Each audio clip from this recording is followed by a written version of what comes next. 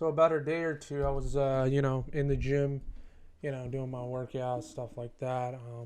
Damn, my biceps are big, but yeah, just going through the flow, working out, getting in shape, getting good exercise, mind, body, spirit, and I just figured I was gonna watch this fight. I wasn't planning on watching the Josh Emmet versus Calvin Kattar fight, but I ended up watching it, and I think this is a display of just one of the UFC robberies. I think this was a robbery. I think Calvin Kattar should have won the fight. Um, Throughout the entire fight, Calvin Kattar was using his distance management and jab work to cut up and essentially beat Josh Emmett in most of the department. The only thing Josh Emmett the entire fight was throwing looping overhands and stuff of that nature, and they weren't even connecting a lot of the time. Calvin Kattar was blocking a lot of his shots, and I think at this featherweight, I think Kattar was robbed in this fight. I mean, utilizing his reach and length to dominate a lot of the rounds, and then even in the fourth round, we saw Calvin Kattar knock down and hurt Josh Emmett really bad with the elbow, with the right elbow.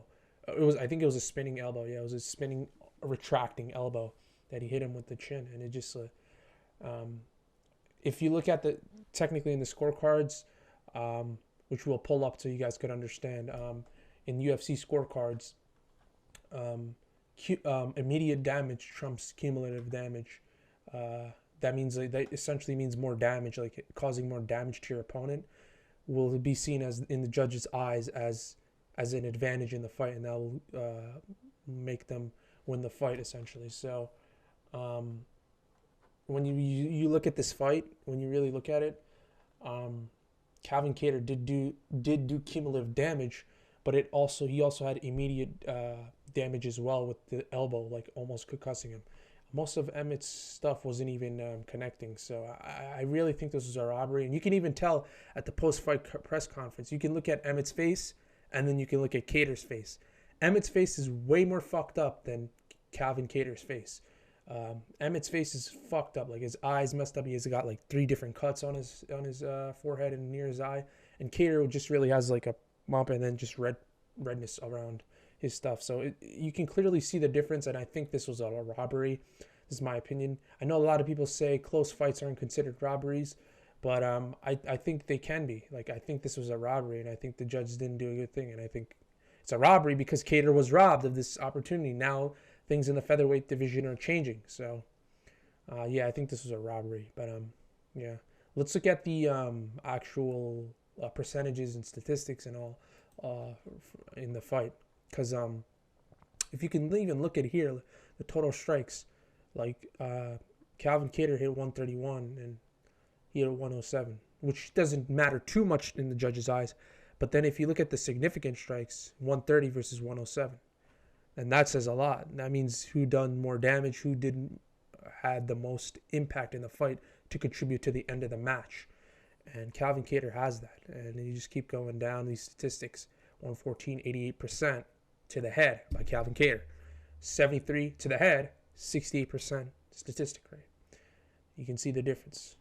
Kattar is up by about 20% and more head strikes. I mean, he did have more body, with a little more body, but 12% more. But they haven't done anything to Kattar a lot for the most part. It hasn't done many, didn't do much damage towards Kattar. So it shouldn't really make a big difference. So 130, as we can see, 106. And round by round, you can see distance 14 to 10. I think round one did go to Calvin Kattar. I think Calvin Kattar won that first round. Based off his jabs and he cutting him up and all that stuff. And then round 2, I think, went to Emmet because of just his aggression. And he did stun him in that round, if I recall correctly. So I'd give that to round 2 to Emmet. But then to round 3 we go, and I think this round 3, right? Okay, round 3, I think we could give to Kattar as well, just in general, just Kattar. And then 4 is where you got. Wait, am I doing this right? Round one, I think was Kattar. Yeah. Round 2 was Josh Emmett.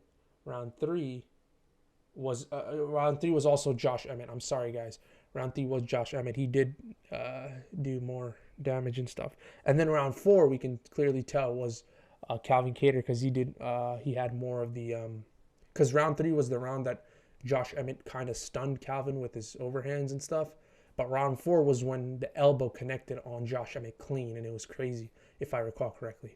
And then round 5, I mean, Kattar was just doing his game plan. And in round 4, he also hit him with the left and the right straight, which did damage. And in round 5, Calvin was just doing what he had to do, which is maintain that jab and stuff. And Josh Emmett was just throwing looping punches, and most of them aren't connected because Calvin was always holding his guard up and blocking a lot of his shots. So, yeah, I think this was a robbery. I think, like, I'm pretty sure, like, one of the judges gave, like, they were mixing it all up. Like, they were giving Kattar fucking round 3 and stuff, and they were fucking giving Emmett, like, certain round, like, even you see, like, rounds 1 and 2, like, they're giving him rounds 1 and 2, like, even you see the corner telling Josh Emmett, like, you're up 3 rounds. Like, what the fuck? You're not up 3 rounds, 3-1, and you're up 2 or 3 rounds. Like, the corner's telling this, and he believes this, and it's just delusional. Like, he was not even up 3 rounds. Do you not understand? The game plans were different in this fight. And when you really look at the game plans of the fight, you look at what Calvin Kattar did in that fight, and you look at what Josh Emmett did, you can see who's superior, who did better in the fight. You could see Calvin Kattar was using his distance and range to beat Emmett. But what was Emmett doing? All he was doing was just throwing overhand rights and trying to connect. He also wasn't the one pressuring either. He wasn't going in or pressuring. Calvin Kattar was always the one still pressuring. And Josh Emmett wouldn't even go forward or pressure him to try and close the distance and go for a right hook or overhand. So you can clearly see in the fight, dominance-wise and everything, like, Calvin Kattar won this fight, and it was a robbery, and I'm not pissed by it. I don't really care. I wasn't looking forward to this fight in general. It was a good fight card from what I heard. It was a good overall fight card, but Kattar won that fight, like, fair and square. That's just how, according to the rules and what everything that went down, Kattar won. Effective striking, he was better, and it didn't go to the ground. What I am surprised though is that Kattar didn't really throw a lot of leg kicks, and that was also mentioned by Cormier. And it's probably because when they were commentating, it's probably because the wrestling threat, I would assume. But I think that incorporating more of those leg kicks, I think Kattar would have sealed the deal on that victory if he would have, used more leg kicks. I think that would have sealed the deal. But I still do think Kattar won the fight. Yeah, it was an interesting one. And I don't really like DC's commentating. Can be a little biased for all you UFC fans out there. DC's commentating, it's kind of biased. Like there was a moment in the fight I remember, like in the late rounds, like 4, like he like Josh Emmett threw like a right overhand, and he's like, oh, he hurt him, oh, he hurt him, oh, he's hurt. Like, why are you saying that? And you could clearly see Calvin Kattar just lift up his guard, and like he's totally fine. Like, there's just moments like that he just like gets a little too hype. And I think that's just kind of just Daniel Cormier being stupid. But yeah, I think this was a robbery, highway robbery. And if you disagree, I'd like to hear your opinions why. I know there's a lot of other people making videos on this. If you disagree, comment down below and discuss it, because we want to come through the facts. We want to know the truth. We don't want to, say, oh, well, Emmett won this. Oh, well, Calvin did this and did that. Oh, Emmett won. This wasn't a robbery technically. I mean, Calvin should have won, but it wasn't a robbery. Like, we have to get to the truth of this, okay? If we want to make this a better sport and make it as objective as possible. So yeah, comment down below, share your thoughts, what you think about the fight, if you saw it. If not, then booyah, you should watch UFC. There's going to be great UFC cards coming up. I'm going to be making a video on Adesanya versus, what's his name? Jared Cannonier, and Max Holloway versus Alexander Volkanovski coming up too. So I'm going to make some videos on that, and you guys are going to stay tuned for that. And thank you guys for watching, and have a great day, everyone.